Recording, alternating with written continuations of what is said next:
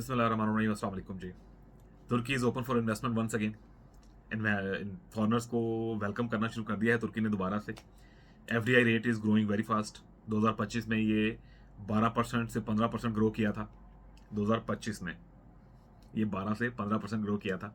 FDI stand for foreign development investment. वो चाहे development की मद में आए, फैक्ट्री की मद में आए या रियल एस्टेट में इन्वेस्ट करने की मद में आए। So FDI rate is very high. 2026 अच्छा ये 2025 में 13.1 बिलियन डॉलर इंक्रीज किया था। इस साल ऑलरेडी 2 माह में ये रफली कुछ 1.5 बिलियन पहले 2 माह में हो चुका था। 2024 में 165 बिलियन डॉलर का शो किया था गवर्नमेंट ने मिड ऑफ 2024। इस साल चांसेस हैं ये 2,200 बिलियन डॉलर को क्रॉस कर जाए। Different world. Turkey is a surprising country, it's a different world. Government ने बहुत सारे इंसेंटिव्स दिए हैं, उन पे बात करते हैं। लाइक पिछले कुछ 5-6 माह से, बल्कि एक साल से आप कह लें, तुर्की बहुत ज़्यादा सख्ती कर रहा था।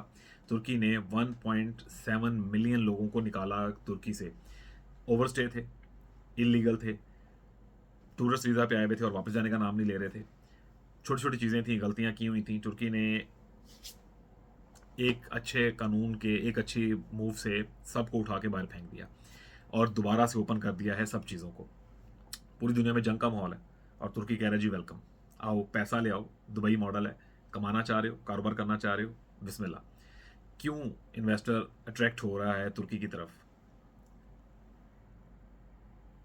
आपको माहौल, मौसम, दोनों चीज़ें बहुत अच्छी मिलती हैं, साजगार मिलती हैं। गवर्नमेंट आपकी मदद करती है, भाईजान आओ पैसा लाओ तो पैसे कमाओ। स्ट्रेटेजिक लोकेशन है, पूरी दुनिया में लड़ाइयाँ हो रही हैं, तुर्की सुकून से चिल कर रहा है, बैठ रहा है। अमेरिका और ईरान की वॉर में भी कोई ऐसा मुल्क नहीं था जहाँ पर मिसाइल गिर रहे हों और साथ तुर्की का जहाज़ ना उतर रहा हो। पूरी दुनिया के लोगों को एंटरटेन किया है, टर्किश एयरलाइन ने उठाया, उनके मुल्कों तक पहुंचाया है ड्यूरिंग वॉर। सो ये इनकी एक एबिलिटी है, इनकी एक पावर है। टर्किश गवर्नमेंट की स्ट्रेटजीज़ हैं विद अ डिफरेंट कंट्री के, भाई हम हटो बचो हैं, हम आपकी मदद नहीं कर रहे लेकिन हम इनके खिलाफ भी नहीं हैं। सो स्ट्रेटेजिक लोकेशन बड़ी शानदार है।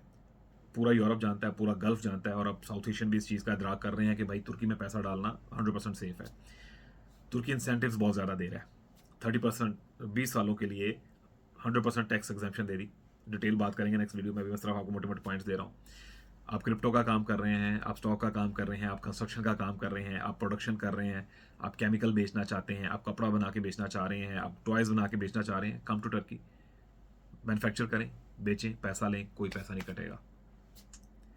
Highly incentive model from Turkish government towards their investors. कोई पूछ पड़ताल नहीं है, पैसा लाएं, पैसा बनाएं, पैसा कमाएं, पैसा इस्तेमाल करें। मेडिकल फ्री, एजुकेशन फ्री, मौसम शानदार, हलाल, परफेक्ट फूड्स। इतना अच्छा खाना आपको पूरी दुनिया में कहीं नहीं मिलेगा। पूरे तुर्की में गांव में चले जाएं, शहर में चले जाएं, रोड नेटवर्क, मॉस्क, खाना, स्कूल, कमर्शियल, हर चीज़ आपको इंटैक्ट मिलती है। इतनी फैसिलिटीज़ हैं कि मैं गिनाने बैठूंगा तो व्लॉग 6 घंटे का बन जाए। यानी इतनी चीज़ें हैं कि मैं आपको गिनाता जाऊं और आप गिनते जाएं। रिसेंट डेवलपमेंट जो हैं, अगर हम उनकी बात करें, मैसिव मैसिव टैक्स इंसेंटिव दे दिए हैं गवर्नमेंट ने, जो अट्रैक्ट कर रहे हैं इन्वेस्टर्स को। अप टू 100% टैक्स एग्जेम्पशन है, as I told you. Istanbul जो है वो फाइनेंशियल सेंटर बनता जा रहा है, जैसे एक टाइम पे दुबई था। तुर्की ऑलरेडी एक सेकंड ऑप्शन के तौर पे चल रहा था, लेकिन अब ये फर्स्ट प्रायोरिटी पे आ जाएगा तमाम इन्वेस्टर्स की। बुराई नहीं करना चाहता, लेकिन मैं पहले भी कहता था दुबई एक नेचुरल मार्केट कभी भी नहीं रही है। चूंकि आशीर्वाद था दो बड़े मुल्कों का, तो वो चलता जा रहा था। अब देखें दुबई में आज भी, आप आज भी, आज के दिन में, आज सोचें जंग नहीं लगी, लेकिन आप आज कंपैरिजन कर लें तुर्की के साथ। बीचेस कोई मुकाबला नहीं, और मान जंगल जो तुर्की ने बना रखे हैं, जो ये लोग यहाँ हैं उन्हें पता है, कोई मुकाबला नहीं। फूड कोई मुकाबला नहीं।